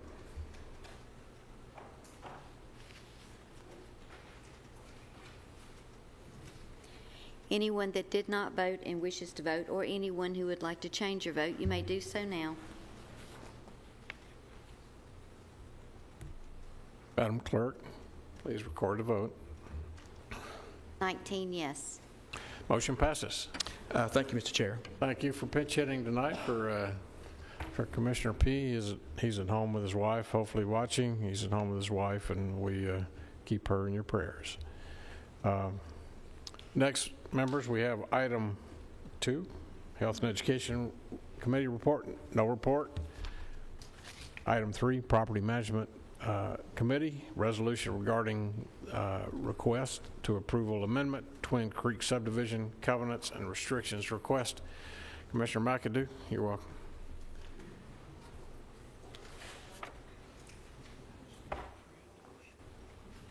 Yes, sir. That's okay. Thank you. Before I read this resolution, I would like to thank Commissioner Gurley for his hard work in this district. And it took a couple of months for him to get them together, and he done a wonderful job. And they presented it back to Property Management Committee. And the reason we bring this resolution to the full commission, we didn't feel comfortable just doing it on a committee level. We wanted all commissioners involved in this change that I'm about to read on this resolution. Do you have any statement about it before we start, Commissioner Gurley? Well, I'd just like to say that I was approached by the property owner. This parcel has been annexed into the town of Smyrna. It's for commercial. There's commercial across the street of 102. That is South Park, plus all other things that go along with it. Across the street of 1 Mile Lane is our EMS station. There's a business. Pretty much everything on up on that side of the road is zoned commercial. For the most part, has been annexed into the town of Smyrna, with 1 or 2 minor exceptions. Further down, there's 1 lot in between, and then a major home office, which they've just expanded there on 102. So the demographics are changing. This is an old covenant that's been in existence for some time. If I remember right in doing the research, the county had to get a resolution to allow the ambulance station because it's not residential. So we did it for ourselves. I know there's another motivation in following through with this. if any of you have been to one intersection of 1 Mile Lane and State Route 102, it's really not good. I think, based on comments from the town of Smyrna and so on, that there's a very good chance that we'll get some significant improvements to that intersection, including signalization of that intersection. So it's not 100% committed, but I think it will come with this. And so I think overall, the traffic flow, if you've ever been out in there lately, you know that on down 1 Mile Lane, there's a 250-something house development, which is fully built out right straight across on Baker Road. Another dozens and dozens of houses that are fast filling up. And so the traffic is not going to come. It'll be local traffic who will be passing by this location already. I don't think anyone's going to come with 5 stations that you can get gas and snacks, et cetera, at the intersection proper. I don't think travelers will be driving the extra half mile. So I see this as an overall improvement. It's just a matter of time till the whole demographics change along that. So I would urge you to pass it. Thank you, Commissioner.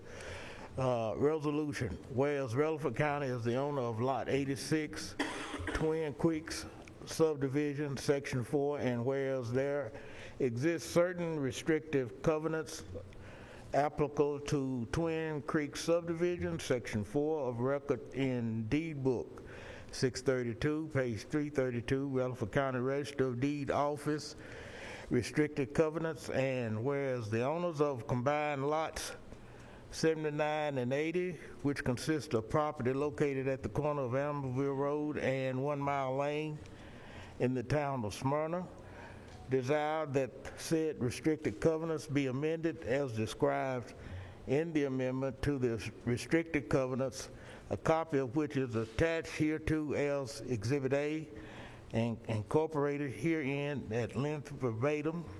And whereas 7 lot owners of the Twin Creeks Subdivision, Section 4, must approve the amendment to the restricted covenants attached hereto as Exhibit A in order for the same to become effective, and the owners of combined lots 79 and 80 have represented that they have obtained approval from 6 lot owners, and whereas the amendment to the restricted covenant as reflected in the attached Exhibit A will allow for the commercial development of combined lots 79 and 80.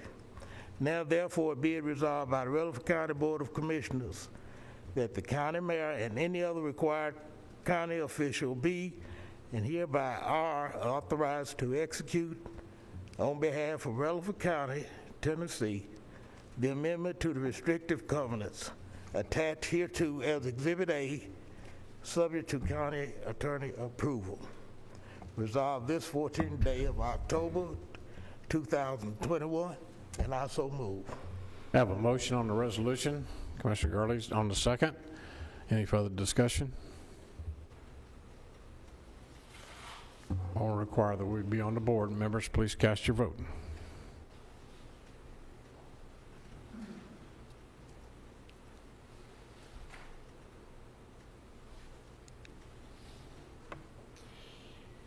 Anyone that did not vote and wishes to vote, or anyone who would like to change your vote, you may do so now.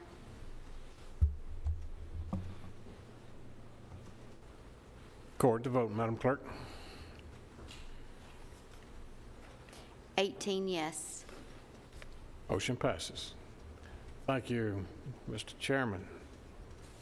Next, we have Public Safety Committee, Vehicle Emissions Testing Center discussion. Mr. Reed, Chairman Reed, you're recognized.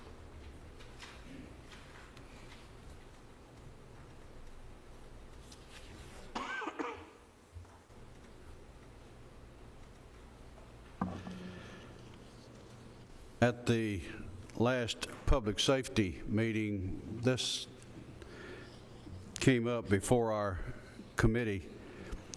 and I'd have to say it was brought up by me. And we have found out some information, I think, that needs to come before the full commission on this, where if you have questions involving this. Just this week, I heard Joe Dublin say, you can't repair scrambled eggs. And that's pretty much what we have with the situation we have with our emissions testing with here in Rutherford County. You know, for several years we complained about the fact of our emissions that we'd like to get out of that program. And we'd like to stop doing that. We think that we were better than that. We'd want to take that away from our citizens out there and the involvement that we have involved in it. And we finally worked with our state legislative group to go before the legislature to get that taken care of, and it finally happened. And if you'll remember, that went all the way back to 2018. And the state law in Tennessee, signed by Governor Bill Haslam on May 18th, 2018, was passed to eliminate that. But within that law, there was a part placed in it. And it said within it that it had to be eliminated 120 days after EPA approved it. Well, you know what happened after 2018, after that law passed? 2019 comes around and COVID hits. And the federal government used that as a very good time to deal with that situation. And it wasn't until August of this year that the Federal Register received that law, August 17, 2021. And it became effective 30 days after publication. And after 30-day publication gave us the date of September 16, 2021, which meant 120 days later, we get to remove emissions from Rutherford County, which means January the 14th, we can discontinue emissions here in Rutherford County. Well, I don't know if you've noticed or not, if you've been by any of our emission stations around here, what's going on. If you've been by the one out here on Old Salem, they back up from down their road all the way out to Old Salem and all the way to Bridge some days. The wait is it 2 hours, Mayor? 2 to 3 hours. We have people backed up that long. They're leaving there now, I think, going to Smyrna. I don't know how the wait is down there in Smyrna just yet. But at the last public safety meeting, I sort of did one of my hissy fits, and just the fact that says we need to do something for the citizens of Rutherford County. We got to take care of this problem because of the fact that, you know, this has just gotten to the point. What the problem is, what happens if you find out you don't have a job come January, and that's where your job has been? You immediately go seeking another job. And what's happened at these different stations is they have one bay open with 2 employees taking care of the automobiles here in Rutherford County. And that's why the line is backing up. But as I've just read to you right here, we're dealing with the federal government, and these are the federal laws. But the mayor has been making contacts. We have found out that, you know, I guess we have neighbors that are having the same problems. Other counties are having the same problems. They're caught in this same situation. And we also have a clerk right here that has to deal with this too, because, you know, if you can't get your car tested and the line's that long, sometimes you might take that little extra chance, you know, of not registering your car, and you have that, you're not going to get those things done. But it is required. The only way you can get your tags renewed, you have to go and have it tested, because I learned, as I talked to the clerk right here, that those 2 machines are attached. In other words, when you go down to Old Salem and you have it tested, it tells that machine at her office down there that it has been tested, and you can get your tags.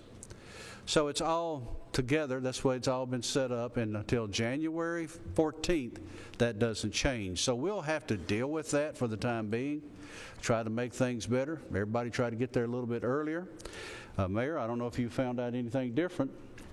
And I've even gone through our county attorney right here, and he gives me a whole sheet of what it is and the facts and what it is. You know, so be the federal government in the way that it comes down. I made the statement here that night. I said, what the federal government has done to us is they put us in the wagon, stuck us out in the middle of the creek, and unhooked the horses and left us there. And, you know, we're still sitting out in that creek. So they've also scrambled our eggs, and we can't put them back together either. But we're having to deal with it, and we're just hoping that we can continue to avoid any problems at these places. I appreciate that. I think there's been some days down there that our guys back here in the city has had to watch some of that traffic down there because of what's going on with the people down there. Mayor?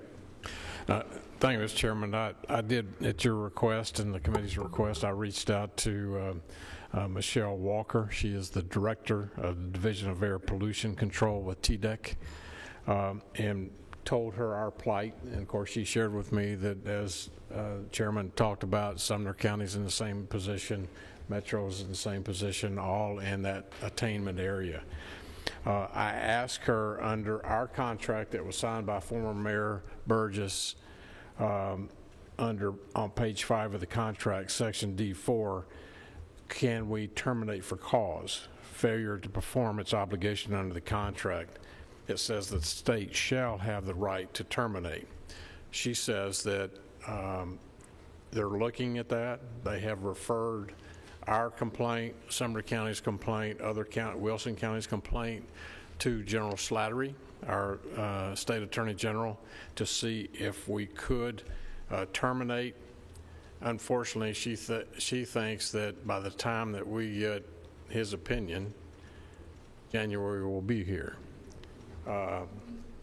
Unfortunately, I think some are just going to go rogue and try to drive around and hope that our guys back here in uniform don't catch them driving around with an expired tag. So that's kind of where we are. I don't think that they're going to terminate for cause because even though they're down to 2 people in one bay and the other 2 are closed, and I can't blame those guys. I mean, they had 3 bays usually with 2 people in each bay, bringing them through and testing each one of them. But if you knew your job was going away in January, would you not be looking for another job? Or why would you even apply to get a job there knowing it's going to close? So it's going away. It's just we're caught, and she's not getting the revenue. The county's not getting the revenue because people are just like, they're going to take their chances, I think. So there we are. Commissioner Stevens. Thank you, Mr. Chairman. Can any of that COVID money be used to provide temporary help at the sites where the emissions testing is done? I don't think it can be given to another private sector company. I don't know. By the time we figure that out, it'll be January 2. We can check. But then again, even if we get it approved, who wants to go work down there? Yes. So anyway, I think this is an informative information, and hopefully you can tell them we have appealed to the state attorney general. I don't know, Ms. Clerk, I know you probably get yelled at every day because of this. She nodded and agreed. Okay. That takes us down to Public Works and Planning Committee. No report. Steering Legislative Governmental Committee. No report. Chairman Harris. Other statement. Any other business to come before us before we get into statements and announcements? Mr. Johnson. Thank you, Mr. Mayor. Over the years, I have kind of gained a reputation of being very conservative, so I'd like to take this opportunity to save $1 on an anniversary card for my wife and I. A public happy anniversary my wife and I will be celebrating our 56th wedding anniversary Saturday. All right. Congratulations. Well, I can't one-up that one, of course, but tomorrow my wife and I celebrate 38 years. So we're going to take off for a day or so and kind of enjoy that. Won't be a romantic weekend in the mountains in Gatlinburg because I'm taking my mother-in-law, but I love her too. So, all right, Commissioner Gammon. I just want to add one thing to the admissions thing, and I'm going to drop it down to the citizens, is that I've taken 2 cars through the last 3 weeks on Friday and got through there within an hour. Yeah, it took me a little over an hour 2 Fridays ago. But let me compliment our clerk. It didn't take 15 minutes to get through her place. Have we got another statement and announcements? Today is our Commissioner Michael Rather's birthday.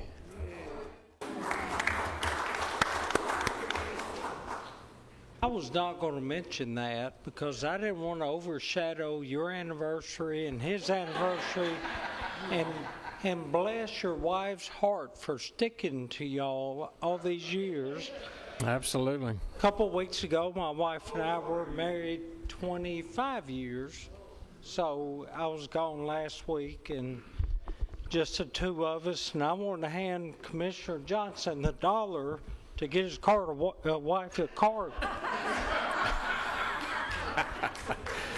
So I'll share with you. After 38 years, I've learned 2 words that allowed me to stay married for 38 years. Yes, ma'am. Yes, ma'am. Can I just share one more thing? Yes, sir. There's only one reason my wife stuck with me 25 years, and we'll be together 25 more if we live that long. By the way, I don't have an 80-foot houseboat, but there's a scripture that our battle is not against flesh and blood. It's against powers of darkness and principalities.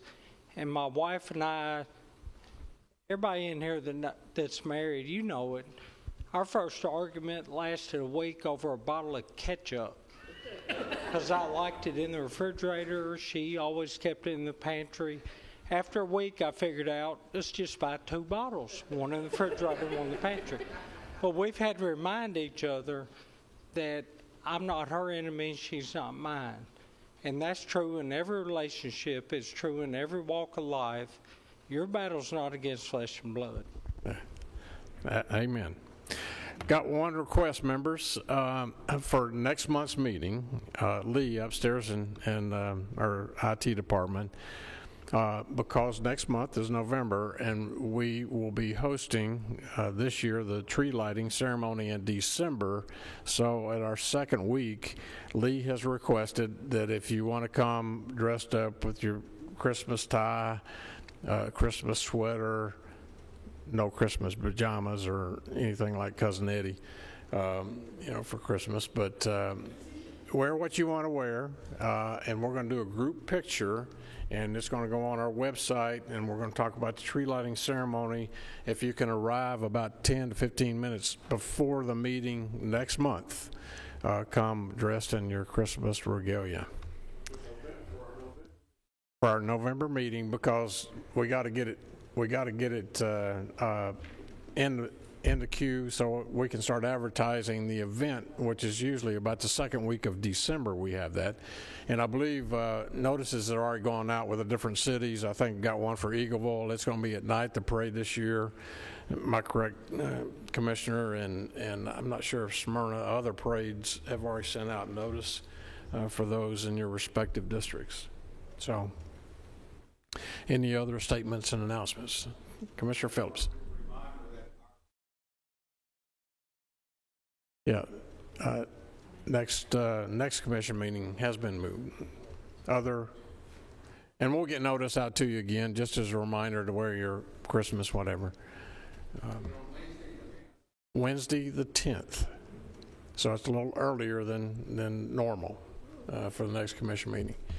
Anything else to come before the body for the good of the order? Seeing none, we'll stand in adjournment. Oh, what'd you say, Mike? I am now.